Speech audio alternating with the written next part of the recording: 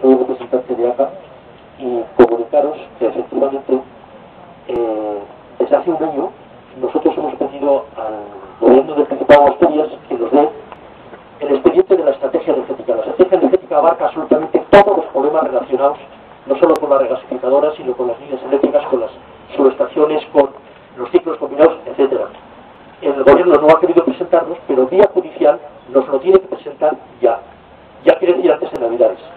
En caso de que no nos lo presenten, desde ACA vamos a iniciar un procedimiento penal contra la Administración, contra los responsables de la Administración que deben de entregar ese expediente de la estrategia energética, que para conocimiento de todos sepáis que es la única comunidad autónoma de toda España que ha hecho una aprobación de una estrategia energética que se incorpora al Plan Nacional de la Energía sin contar con la ciudadanía, sin información pública, sin participación ciudadana, sin discusión en el Parlamento, sin aprobación en el Parlamento. Una vergüenza.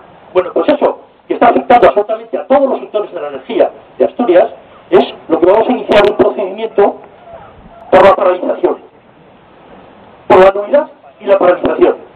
Entonces, independientemente de eso, efectivamente, como ACA también estamos participando en todos y cada uno de las cuestiones puntuales, como la regasificadora, como líneas autopenagos, como la Avenida, etcétera. Pero que sepáis que por encima de todo eso, y lo que une a todos estos problemas, es hacer frente común a la estrategia energética de Asturias.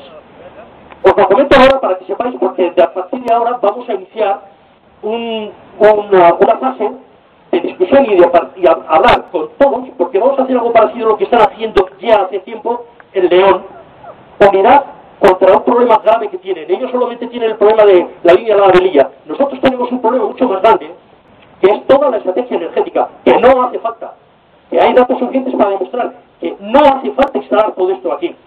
Entonces, que lo sepáis, porque para que lo tengáis en conocimiento, porque vamos a tomar contacto tanto con partidos como con sindicatos, como todo tipo de asociaciones, para hacer un frente común. ¿De acuerdo?